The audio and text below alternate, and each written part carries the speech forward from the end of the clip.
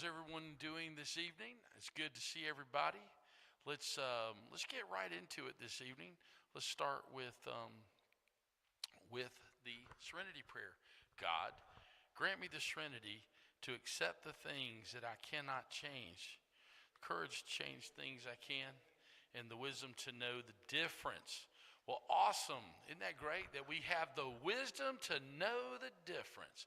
So there's no excuse in anything that I do. So what are we going to talk about tonight? Well, how about this? Why should I trust the process of change? See, we all know that we have change in our life, and one of the things that happens when we come into sobriety or when we come into whatever form of recovery, or even when we begin to live a new life, if that is a life through new salvation or whatever it may be, one of the things that is inevitable is change, right? And so change is one of the hardest things that you will ever go through. I don't know if anybody else experiences that, but change is just hard for me. It's funny, I like to go to the same Dunkin' Donuts every morning. It's not necessarily on the way. I just don't like change, right? And that's one of those things that we begin to understand, that change is a part of who we are. Honestly, it kind of becomes, we become that person who we see. And so change is extremely difficult on its own. A lot of times it's because of the uncertainty. Basically what you're dealing with is what? The unknown. What's going to happen if I change? There can be a certain excitement though with some change, right? Like you ever changed up girlfriends? Okay, we'll go there for a second, right? It's that new change, man. Woo, change. How you doing? And the next thing we know is what's happened is we ended up with the same person. So the question is, did we really change? Change name, change address, but ended up with the same issues, right? Am I the only one that's ever gone through that? Okay, good. I'm glad to know that because, I don't want to be alone. So the bottom line is that when we go through those changes like that, we have to begin to ask ourselves, what caused me to end up right back on what I was doing? It's because the truth is we really didn't want change. Or how about this? You have a new job. Anybody ever start a new job? And it's exciting for the first couple of days. And then all of a sudden you start nitpicking every little thing about the job. They don't use the right coffee. They don't, whatever it may be. It's like they've got rules, whatever. The point is that I left the last job because they had those same things too, right? And so we get into a place and into a position where we begin to understand that change is unfamiliar and doesn't feel good a lot of times. But is it necessary? Absolutely. Now, there are two types of changes, three types actually. One of the changes that we're going to talk about it more, what is the process of change. But here's the thing. One of the changes that you have is forced change, right? And like sometimes you may be forced out of a job because they closed, right? Or maybe you had a judge that made decisions for you. The point is that what we begin to get to is just throw one of those down. You can have that seat right there. So what begins to happen is the next type of change you have is change because it's no longer working for you. And that's most of the changes that we go through in recovery. And then the third change, and it's really tough, is change by decision. I can make a decision to change something in my life. I can remember being early in recovery and they would tell me, don't go to work the same way every day. Really? So it's funny, even years later, I still go to work one way and go home another. And it's just like, well, I guess that's not change either because I do the same thing, but it feels like change, all right? And as long as it feels like change, it's better than not changing. We'll just leave it like that. But change generally happens in three stages, okay? And the first one is what I like to call unfreezing your current state. So what do I mean by that? Unfreezing. What if I take something and I unfreeze it, it means that it's no longer just sitting there. It's movement, right? And so one of the things I have to do is take an inventory of what's going on in my life right now. Now I start to unfreeze that situation. Because you see, one of the things is I have to be willing to change my view on what's going on. You know, what's interesting is when we get into recovery, when our life changes, we have this natural desire to change. See, and that's the process, and that's what we're going to talk about this evening. So you got to ask yourself, what is my current state? How am I living? Is it working for me? Is it bringing me closer to God? Is it bringing me closer to being of service to others? What's happening in my life? And then there's got to be a reason for change. And hopefully the reason for change with most of us is called uncomfortability. I'm no longer willing to live like I've been living. It ain't working, right? I mean, it's like, the old, how's that working for you? Well, it's not. But then we keep doing it. Now, isn't that kind of a form of insanity? I'm not a big fan of, doing the same thing and expecting different results, but there's a lot of truth in that. So if it don't change, what am I doing? It's funny, Rush had a song years ago. It's like, if you don't make a decision, you made a decision. And that's true. And that's exactly what happens to a lot of us. So people don't like change. You know why? Because they don't believe it's really 100% necessary for them. Isn't that funny? It's like, it's not working, but I'm going to keep hanging in here, right? So you got to look at it. Well, let me just put it this way. Next time you go to church, look and see if people aren't sitting in the same place. Okay? And they're sitting in the same place every single time, right? Go to an AA meeting, people would say what? Oh, that's George's seat over there, right? I mean, I had somebody, we were talking about somebody that was a member of a particular clubhouse till he passed away, probably almost 50 years, right? And everybody goes, well, yeah, I remember Hal's seat was over in the corner right next to the window, right next. It's like, we don't like change, okay? Matter of fact, I'll just be honest with you. Can I let you in on a little secret? So this is a pulpit secret, right? So we're up here, and I say we because I have a feeling that Pastor feels the same way. But we're up here, and people move around, change seats. It throws me off. Does it throw you off? It totally throws me off because I'm used to looking and go, yeah, there's such and such. There's such and such. So honestly, we don't like change either a lot of times. But it reminds me there's a pastor that has passed away the last couple of years, and his name was Jerry Savelle, and he wasn't a pastor, he was an evangelist. And his whole thing was he decided, I want to be a pastor. So he got this... He had started his congregation, and they were growing, and things were beginning to work out. And so they needed more chairs. So he said, everybody, here's where we buy chairs from. Buy however many members you have in your family, buy 2 extra chairs, and the ones for your family, 2 extra. And they did. And so he's sitting there, and he's preaching one morning, and this new people were sitting over there. And all of a sudden, there's a group of people walking down, members, and they're just standing there, and they're looking at the people in their chairs, right? And he was like, what are you doing? They said, they're sitting in our chairs. And he said, well, why don't you pick up? And he said, would y'all mind standing up? Great. Would you pick your chairs up and leave? And so he realized then I'm probably not a pastor. I'm probably more of an evangelist because that was his cure for it. But that is true. We'll sit there and be like, you're sitting in my chair, right? And so at any rate, I'm just saying that we have to realize that sometimes the basic changes of life may mean going to another bathroom in the house or sitting somewhere else. Those small changes begin to cultivate into bigger changes, right? And so one of the things is that the next one is moving through the transition, right? In other words, the second part of change is you got to go through the transition.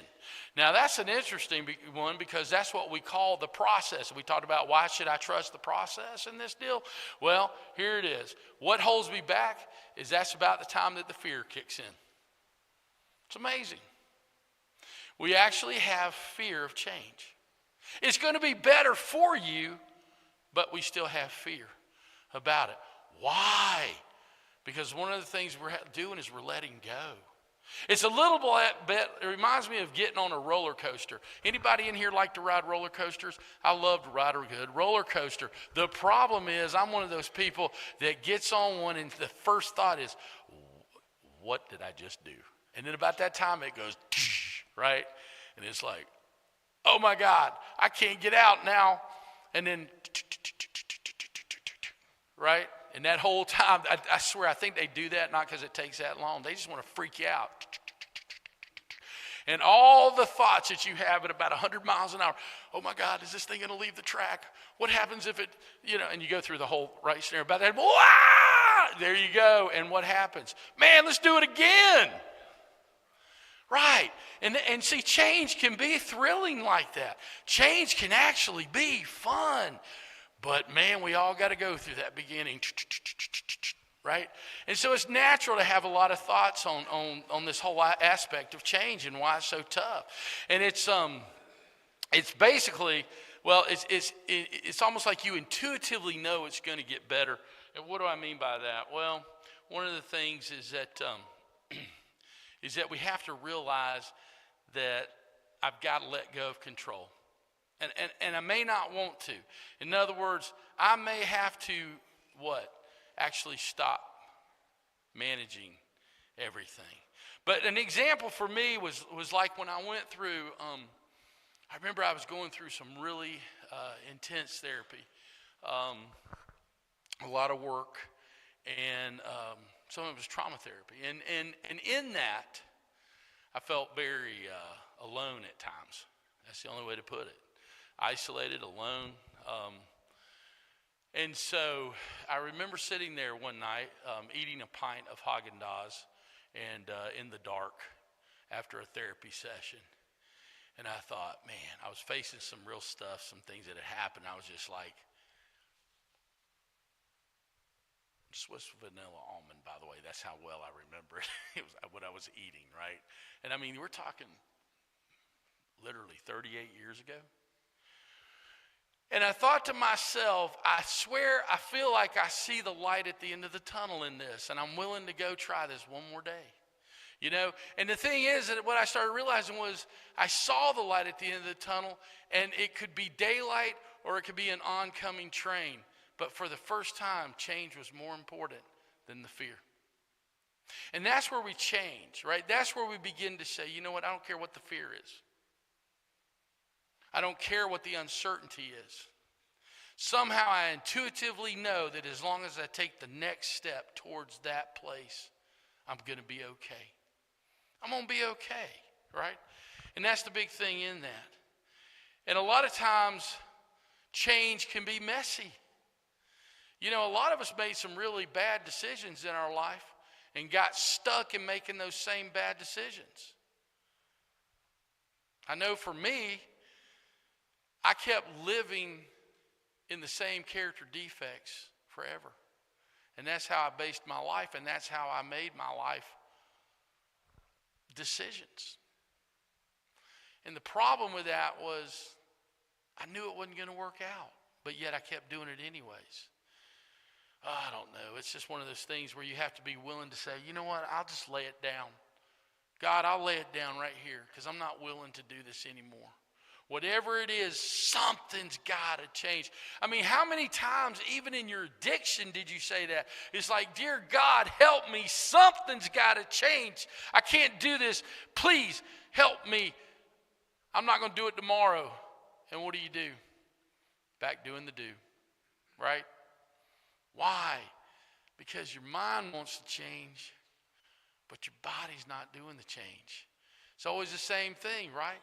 You have people who decide one day that they're going to change their life, right? And all they got to do is cross the street.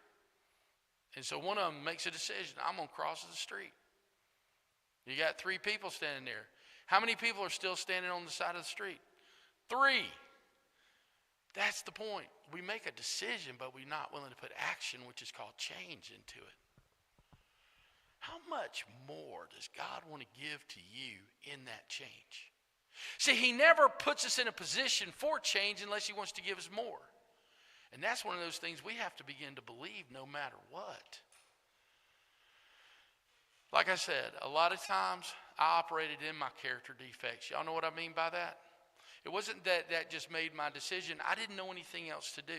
It's like one of my big deals, one of my big character defects was anger. Do you know what anger is all about? It's a secondary feeling, right? So what is it really about? Fear. Fear. I think you may kick my butt before I kick yours. Right? Or I want to get something from you before you get it from me. Whew. So if I was afraid of you, what do you think I did? Man, let me tell you something, right? That anger would come up.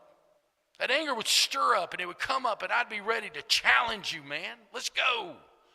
And it's like, that's so ungodly and not where he wants me to be. The truth is, what I should have said, and it's funny today, it's okay.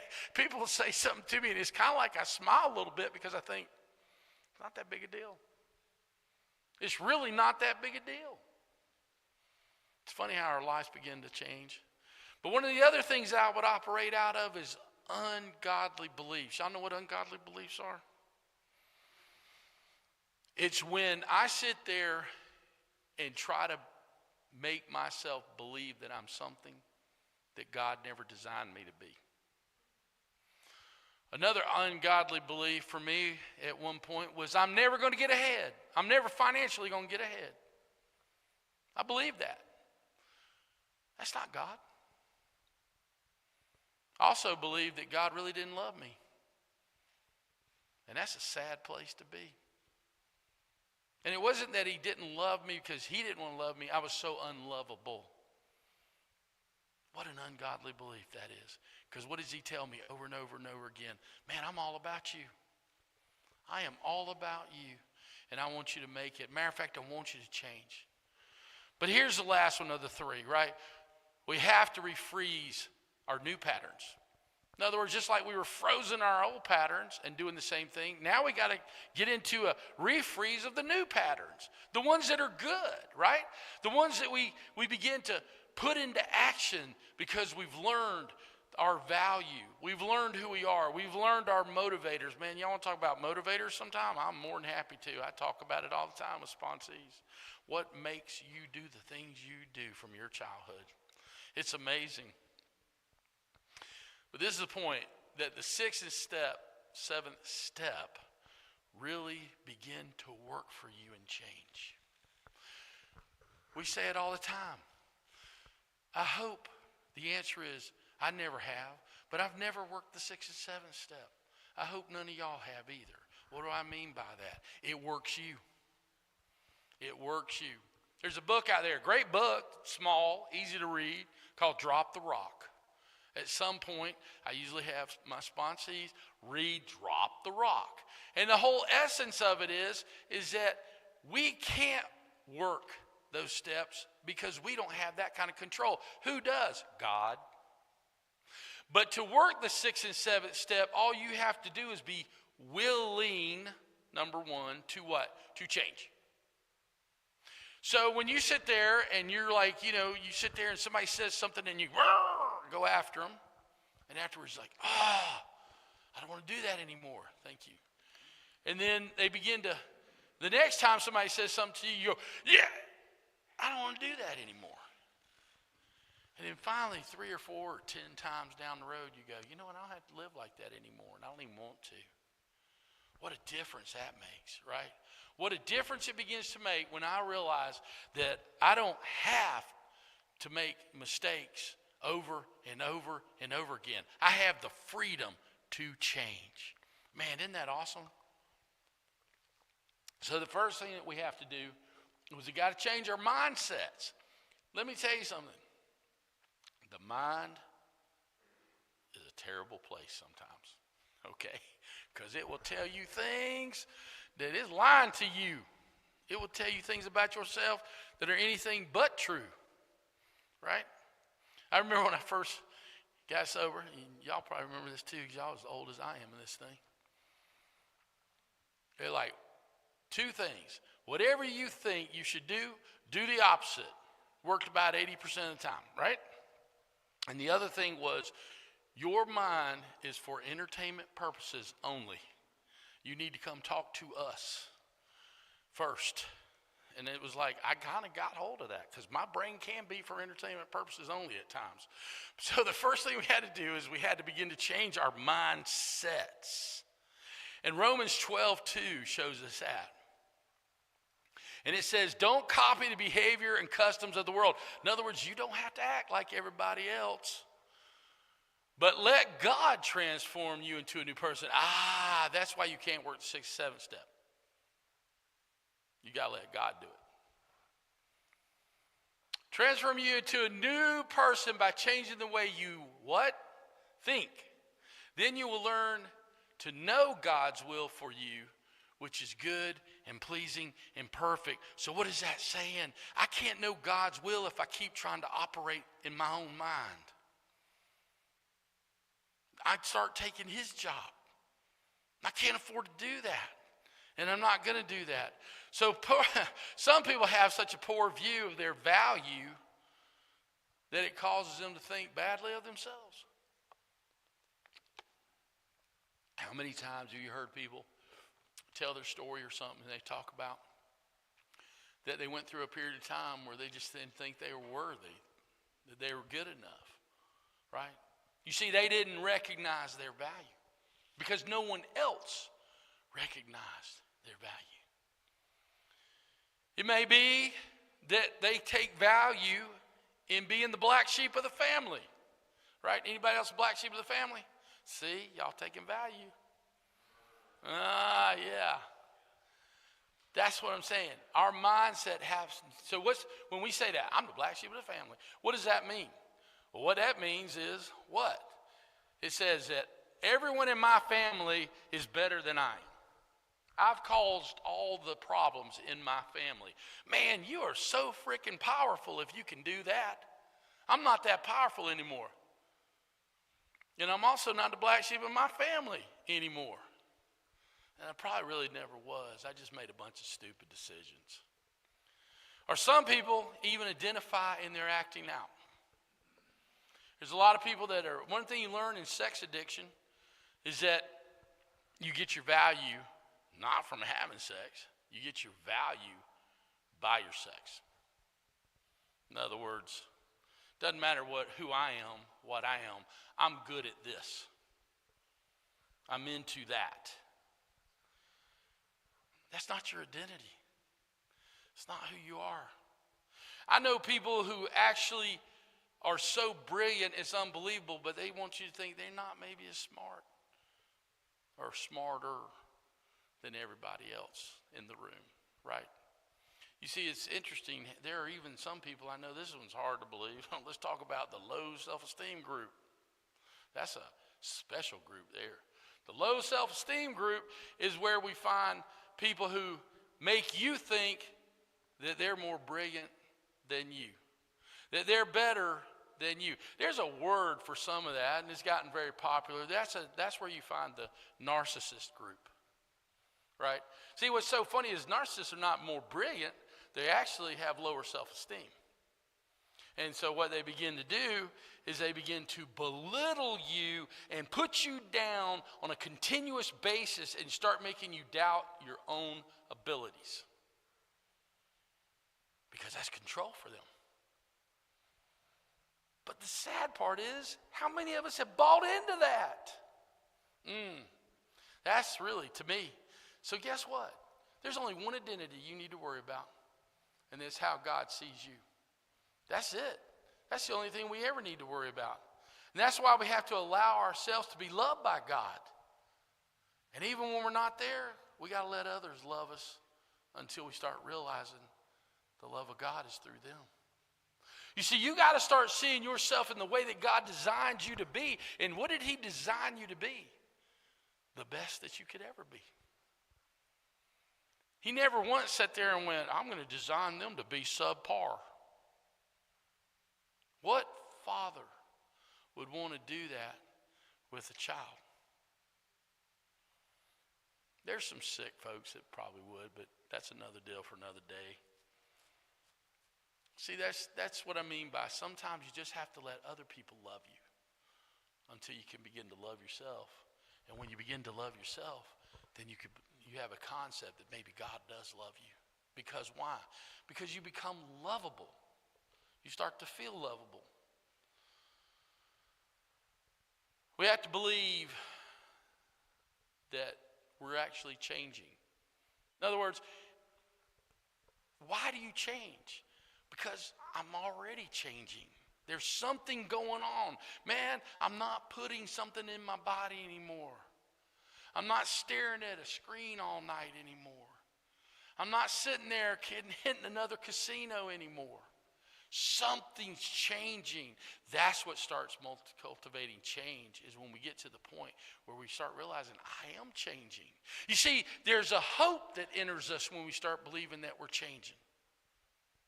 Maybe, just maybe, there's something better out there for me. Maybe my life can get better. Man, I can remember, not when I first came in, but after I'd been in a while and hit a bottom. Anybody ever hit a sober bottom? Don't you lie. You might. There you go. Thank you. How many of us have? Most of us. Matter of fact, I'm going to go ahead and venture as far as to say, if you don't hit an emotional bottom, you probably haven't been sober very long, right? Because things happen. In other words, life happens. It doesn't change. Life doesn't change. So why in the world would I bring that up? Because of this. I was going through an emotional bottom and through a major bottom, and I realized that I started getting so excited about little things in my life. I got a new shirt today. I was able to buy a pair of pants today. Man, I got a place to lay my head. Not the Taj Mahal, but the sheets are clean. I'm not worried about waking up tomorrow. Life's good. And what's so sad is how we start getting some stuff and accumulating some stuff, and that gratitude leaves us. See, the more gratitude you have, the easier the process of change is, because you start getting grateful for the change. That's the motivation within itself. Little change makes me want to have bigger change. And we see that in step 2, right? So what's step 2, guys? Cheater notes. All right, ready? 1, 2, 3. Came to believe that a power greater than ourselves could restore us to sanity. Y'all know, if you've ever been around me for a long period of time, I got stuck in step 2. I like step 2.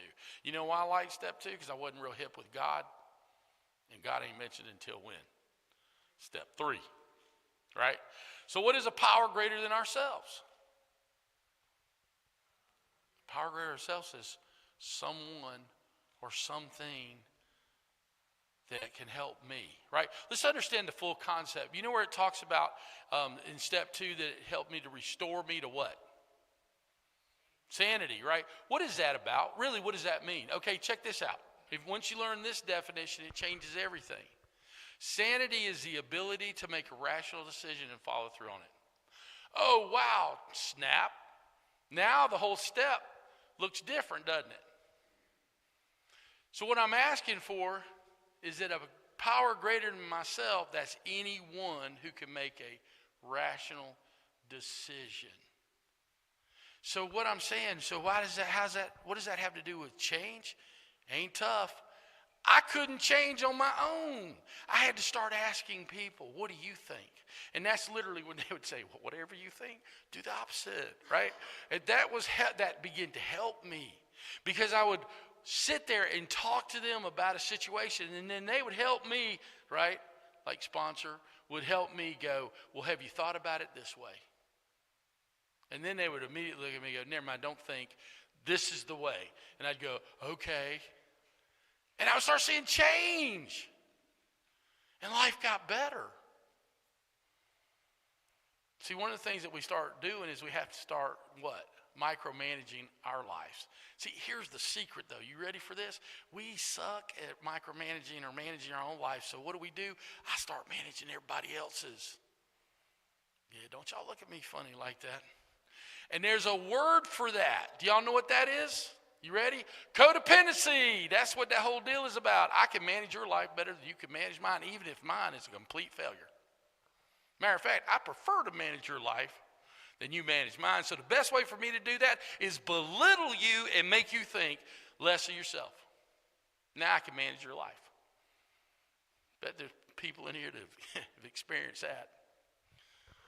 So one of the things that we had to begin to do is we say, okay, God, this may be your prayer. I'm going to let go for today. Papa God, I'm going to let go for today and you make it happen because I can't. Whatever that means. But here's the thing.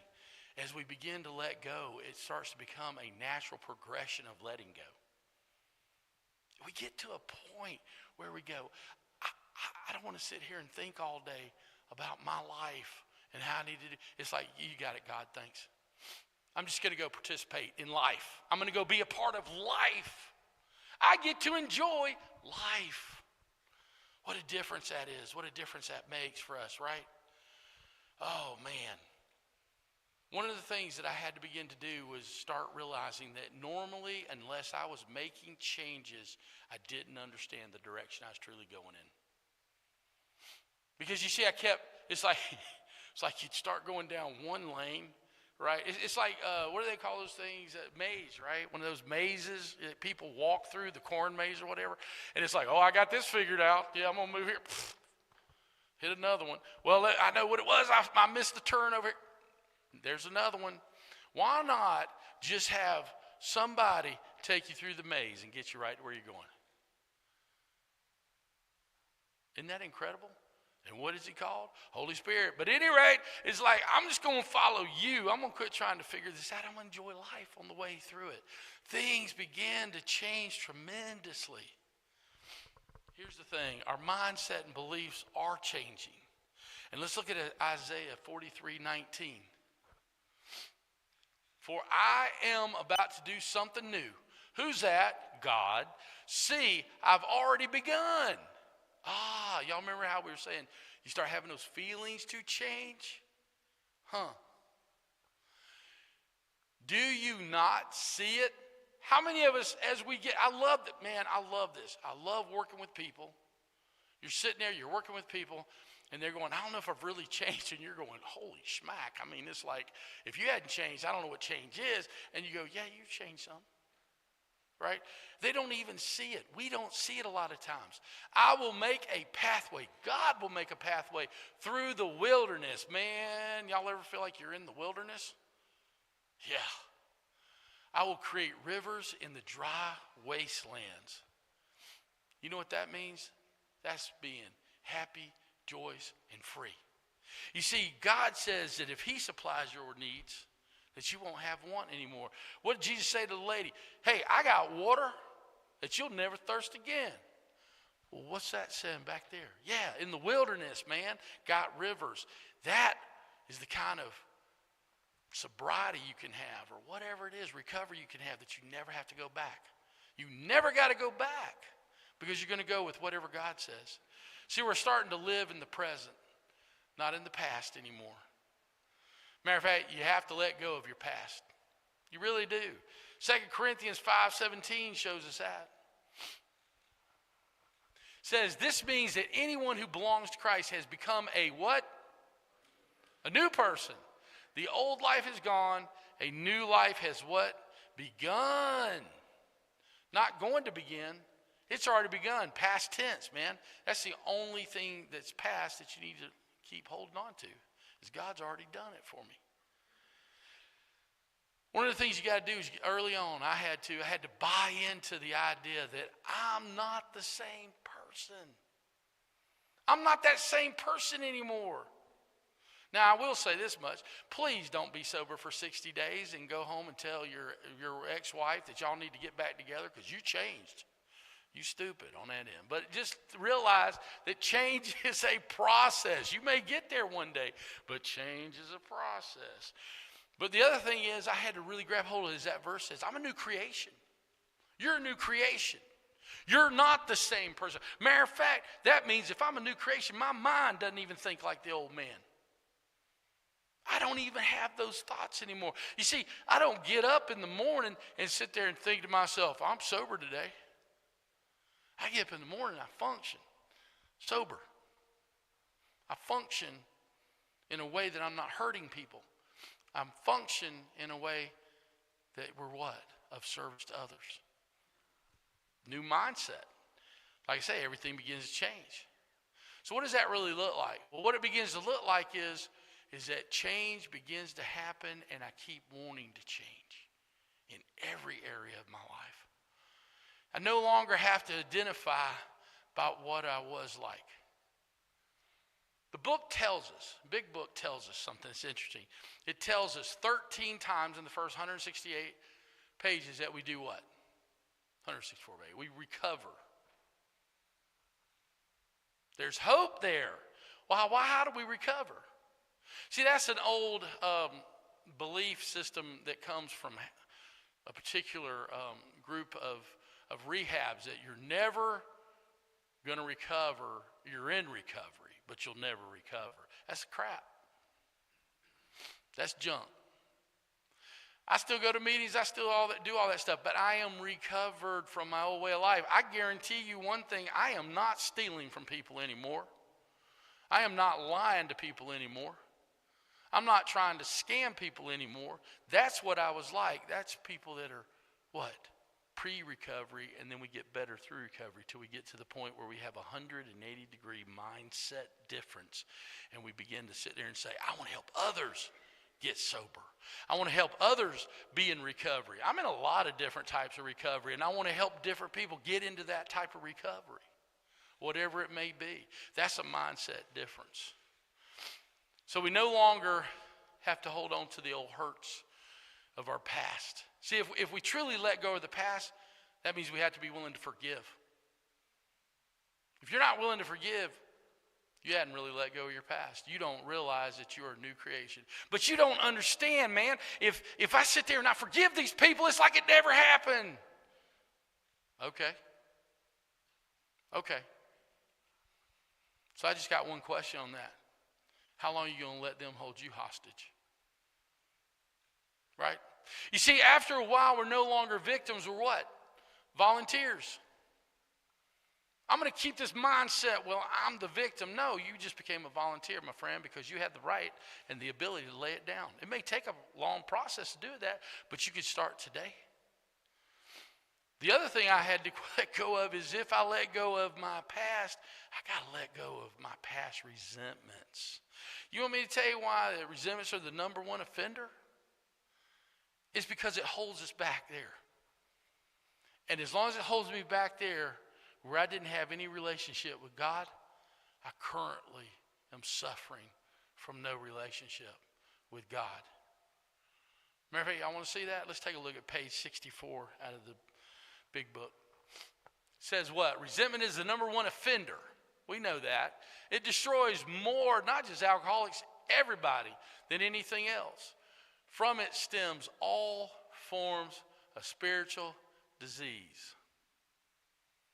For we have been not only mentally and physically ill, we have been spiritually sick. So it talks about in that we suffer from what? What do we suffer from? It tells us a spiritual malady. Tells me right there. When the spiritual malady is overcome, we what? Straighten out mentally and physically. Isn't that amazing? So the more that I'm willing to admit that I suffer from a spiritual malady, the better shot I got at getting through this emotionally and physically. That's pretty flipping incredible to me. Okay, let me help you out with this one. Check this out. Did you feel good about the way you were living in the past? Did you ever think to yourself, I just must really just am not a good person, trying to be nice? Anybody else feel that way? You know how nice it was when all of a sudden I realized I had a messed up spiritual life. I had a spiritual malady. I wasn't a bad person. I wasn't like going to just do this naturally. There was a problem. And all I had to do was, how do you get through a spiritual malady? Give it over. I'm done. Here, you take care of it. I'm going to start trusting in you, God. I'm going to start listening to you. Even if I don't hear you, I'm going to keep talking to you. And the spiritual malady gets better. We've started, as it says, we started to heal. Heal. We talked about this before, but it's important. How do we go out? How does recovery start? Starts with what? Physical, right? Plug in the jug. Not tough. And then we start doing some things because we got to, because we're half crazy anyways, you know. And so we start getting it together, and that comes emotionally, right? And then all of a sudden, you've been practicing these principles for a period of time, and you go, there's got to be something out there bigger than me. There's got to be a God. And there comes the spiritual life. And it's exciting, and it's new, and it's incredible. Well, guess what, my friends? That's exactly how you go back out. First thing you do, get rid of the spiritual. Stop praying. Stop meditating. Stop reading. And then sooner or later, you're going to pick up an offense because you don't have God on your side at that point in time. You've ruled him out. He's willing to be there. You've pushed him out. And so what happens when you pick up that offense? Turns into what we call a what? A resentment. And I hold on to that resentment long enough, I get this incredible thing called the screw-its. Anybody else get those? And what do we end up doing? Heading right back out physically. You see, if your spiritual life is slipping, you better grab hold of something right then and there. Because the truth is, you're not that far from a relapse. We relapse with God long before we relapse in the natural. So as the healing begins to take place, we start to see how God is truly what? Doing for us what we choose and could not do for ourselves. All of a sudden we see that in a different light, in a new way. But the biggest thing that we understand, that we come to the realization of, we'll end with this, is that real change can only come from him. We don't have the ability to bring real change in our life. We can make a decision, but God becomes the action that we need to make that change.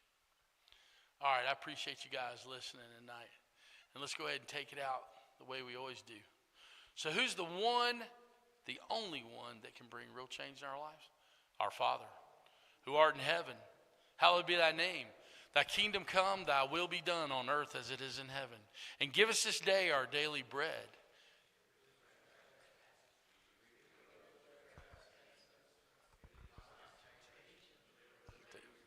For thine is the kingdom and the power and the glory forever and ever. Amen. Hallelujah.